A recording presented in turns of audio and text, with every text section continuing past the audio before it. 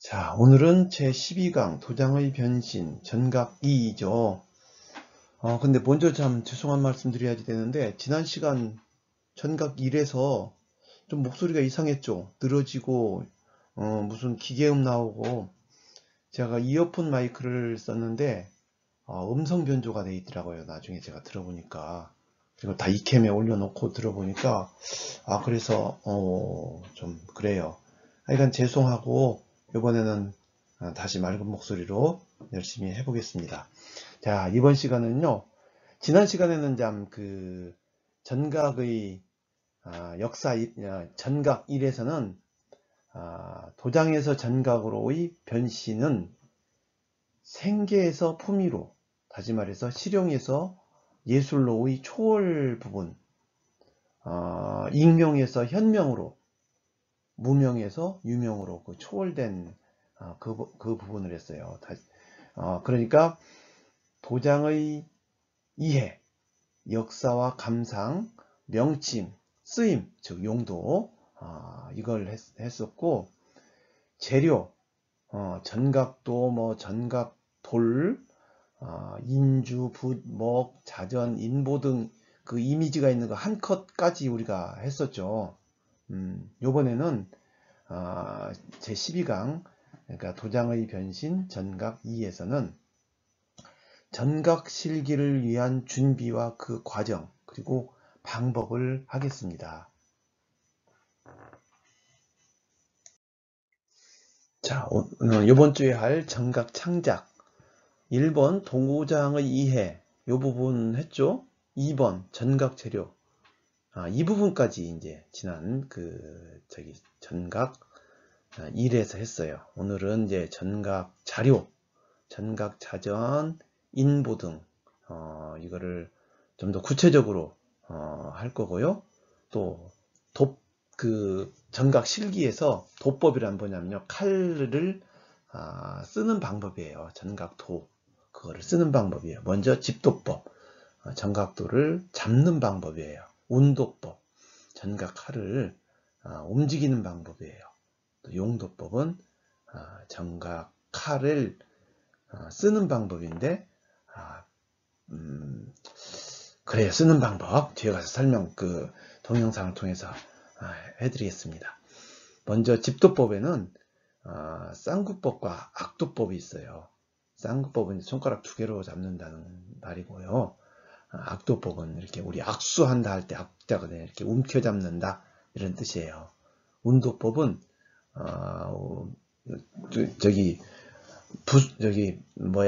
칼을 움직이는 법이라고 그랬죠. 충도는 충돌한다, 충자는 충돌한다, 이런 뜻이에요. 무엇과 돌과 칼날이 충돌하면서 밀고 나간다는 것이고요. 절도법은 절자는 끊을 절자예요. 뚜벅뚜벅뚜벅 끊으면서 필액을 만든다, 그런 뜻입니다. 그리고 용도법은 단도법과 쌍도법인데, 단이라는 것은 하나라는 뜻이잖아요. 그리고 쌍이라는 건 둘이라는 뜻이잖아요. 그래서 전각 칼을 가지고 선을 만들 때 한 번에 그 선을 만드는지, 2번에 해서 그 선을 만드는지, 이런 방법인데, 이것도 역시 모두 동영상을 통해서 보여드리면서 자세히 설명드리겠습니다. 자, 5번째, 자법. 자자는 글자, 자예요. 글자를 어떻게 운용해서 쓸 것인가, 새길 것인가 문제인데요. 서체별로 원래 전각이라 하면은 전서체를 새김, 이런 뜻이거든요. 그런데 이제 그 시초가 이 문자는 그 전서에서 발생했기 때문에 도장도 역시 전서를 새겼단 말이에요. 그렇지만 이제 나중에 예서가 생기고 해서가 생기고, 또 그것의 응용으로서 행서, 초서가 생기잖아요. 그러면서 이제 전각에도 영향이 가서 시대에 따라서 전각을 파는 것을 기본으로 하되 예서가 섞이고 또 해서로도 파는 경우가 있고요. 또 이제 행서, 초서의 어떠한 느낌, 형식이 이렇게 삽입돼요. 그런 것들을 우리 실물 작품들을 보면서 설명드리겠고, 그 다음에는 장법. 장법은 레이아웃이라고 그랬죠. 포치법이에요. 구성법이에요. 이거는 하나로 말하기가 참 곤란할 정도로 변화무쌍한 거예요. 이거는 그림을 그릴 때 무슨 어떻게 딱 그린다라고 이렇게 그런 게 없잖아요. 그때그때마다, 그때그때 작가의 마음에 따라서, 혹은 그때그때 날씨와 말하자면 대상물을 비추는 햇빛, 그리고 그거에서 나의 망막으로 들어오는 어떠한 이미지, 그리고 그 이미지를 통해서 변화되는 나의 마음, 이런 거가 이제 기초가 돼서 변화무쌍하게 다양한 형태와 느낌과 이런 것들이 표현되는 거잖아요. 이렇듯이 장법은 그야말로 변화무쌍한 변화와 통일 속에서의 그 현상이에요. 이런 것 이제 좀 구체적으로 기존의 어떤 작품들을 보면서 하는 방법을 설명드리겠습니다. 예, 전각의 재료와 자료예요. 지난 시간에 봤던 건데 한번 다시 보면서 상기하도록 하려고 그래요. 보면은 칫솔도 있죠. 왼쪽 빨간 인주도 있고, 오른쪽에 전각 칼들이 여러 종류가 있고, 오른쪽엔 붓도 하나 있고요. 벼루도 있고, 물 따르는 것도 있고, 먹도 있고, 오른쪽에 빨간, 이게 빨간 먹이거든요. 이거는 전각 파려고 갈아놓은 돌 위에다가 해서 그 위에다가 이제 글씨를 쓰는데 잘 보이도록 하기 위한 거고요. 다시 그 앞에 거울도 있죠. 거울은 뭐냐면 우리가 정각을 새겨서 찍으면 올바로 보이도록 나오도록 하려면 어떻게 새기는 걸 거꾸로 새겨야 하잖아요. 근데 이게 우리 머리가 이 거꾸로 하는 것도 잘 하지만 눈보다는 정확하지가 못해요. 그래서 거꾸로 그 돌에다가 글자를 써서 그 다음에 거울에 비춰보면은 올바로 보이잖아요. 그래서 그러면 내가 상상했던 거와 실제 눈으로 본 거는 차이가 있어요. 그럼 거기서 약간 좀 수정을 할 수 있도록 그렇게 하기도 하고, 또 한 용도는 뭐냐면요. 사실 이게 숙달되지 않으면 돌에다 바로 거꾸로 쓰기가 어렵거든요. 그때 종이에다가 먼저 디자인을 해요. 구성을 하는 거죠. 그래가지고 그거를 옆으로 돌려서 거울에 비춰놓으면은 거울에는 바른 방향으로 보여요. 그러면 그걸 바른 방향으로 썼는데 그걸 돌려서 비추면은 거꾸로 보이죠. 거울에서 보면은. 그럼 그걸 보고 돌에 쓰는 거예요. 그런 다음에 새기는 거. 그리고 또 새겨놓고도요, 거꾸로 새겨지잖아요. 그러면 그걸 거꾸로 보면은 정확하게 우리가 판단력이 조금 좀 서질 않아요. 그러면 거울에 비춰보면 바르게 보이기 때문에 그것을 우리 눈으로 보면은 판단력이 쓰죠. 이거는 조금 좀 기울었다. 혹은 이거는 조금 더 굵어야지 될 텐데, 이건 좀 가늘었어야 되는데 아쉽다. 그리고 이런 부분 좀 뜯어내는 게 좋겠다. 이렇게 해서 뭔가 좀 새로운 또 다른 구상이 생겨요. 이런 걸로 씁니다. 그리고 빨간 동그란 인주 옆에 인주통도 있고, 기역자 자도 있죠. 이거 인장 찍을 때 바르게 찍으려고 할 때 쓰는 거고요. 이게 이제 인장의 재료들이고, 왼쪽에 뭐라고 이렇게 제가 디자인한 게 보이죠. 그 앞에 보면은 뭐라고 써졌죠. 재백석 인영이라고 그래서, 재백석 여러분들 아시는 분 아실 거예요. 한국 동양화 하는 분들은 굉장히 유명하다는, 중국의 작가로서 피카소를 넘어선 그런 말하자면 작품 가격으로 최고의 작가 재백석의 전각을 모아놓은 책이에요. 요즘에 제가 이거를 잘 연구하면서 전각 공부를 새롭게 또 하고 있거든요. 그리고 그 앞에 이렇게 까만 뭐가 많이 있는데 잘 보이지는 않죠. 이게 자전이에요, 자전. 우리가 무슨 단어를 알기 위해서는 사전을 찾아보듯이 글자의 어떤 모양새 이런 것들을 좀 모아놓은 이거거든요. 그래서 이 자전을 참고해야지 이 전각하는데 유리해요. 그리고 그 앞에 까만색으로 있는 것도 마찬가지로 자전류인데 약간 달라요. 왼쪽에는 시린을 찍은 거를 모아놓은 거고요. 까만 거 이렇게 옆으로 돼 있는 거는 그 시린들에서 그 뭐랄까 좀 그 유형으로 이렇게 나눠 가지고 그 손으로 수기된 거 그거를 이제 그 해놓은 거예요. 최소한 이 두 개 정도를 참고해서 문자를 만들거든요. 그래서 우리가 포치할 때 굉장히 요긴한 그런 겁니다. 이것도 뒤에 가서 바로 설명드리겠습니다. 네, 먼저 전각 재료예요.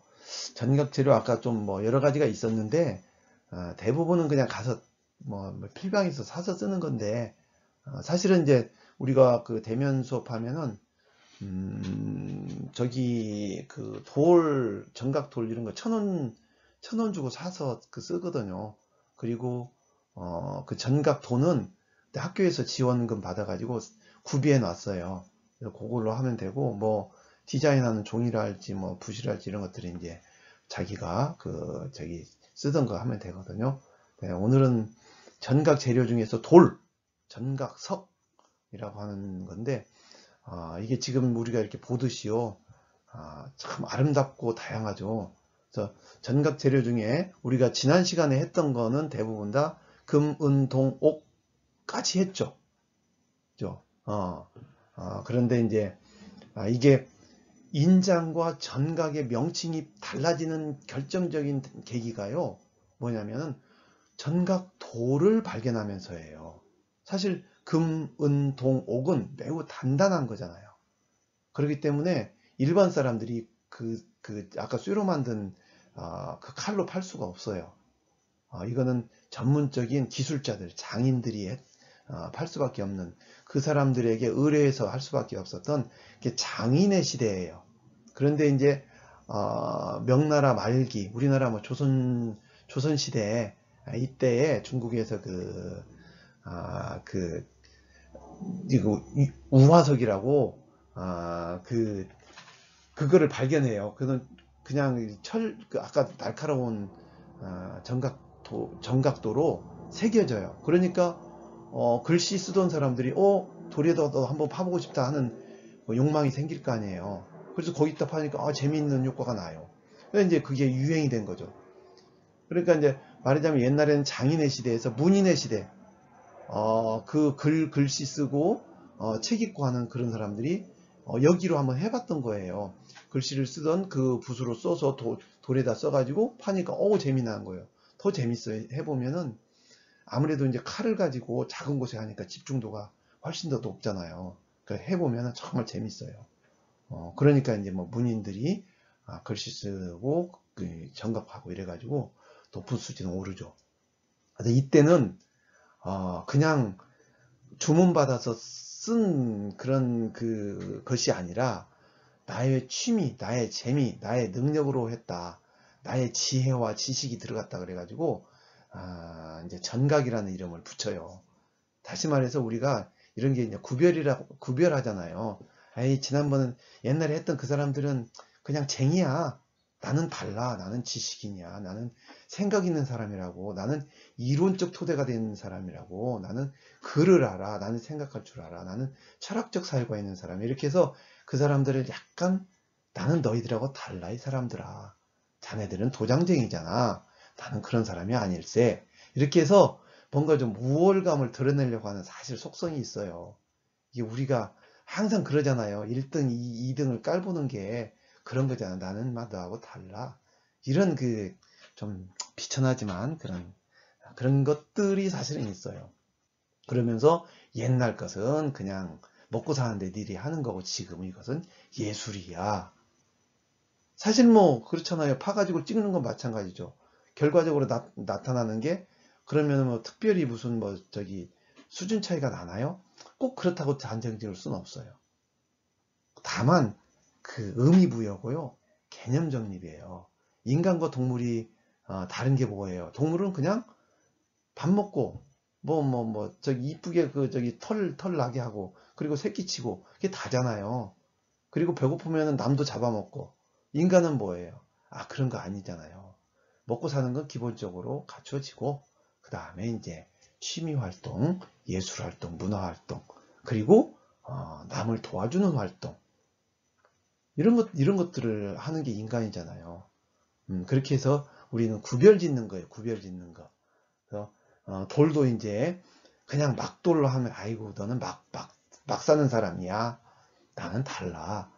나는 메이커야. 그러면서 좋은 돌들을 하는데, 저도 처음에 몰랐는데, 중국 유학 가서 이 돌을 보면서요, 눈이 땡 했어요. 와, 신박하대요. 그래가지고 많이 사고 많이 수집도 하고 좀 돈 좀 썼어요. 그래서 너무 좋아하는데 저만 향유하기 좀 그래서 여러분들하고 한번 보여드리려고요. 그냥 보기만 하는 거예요.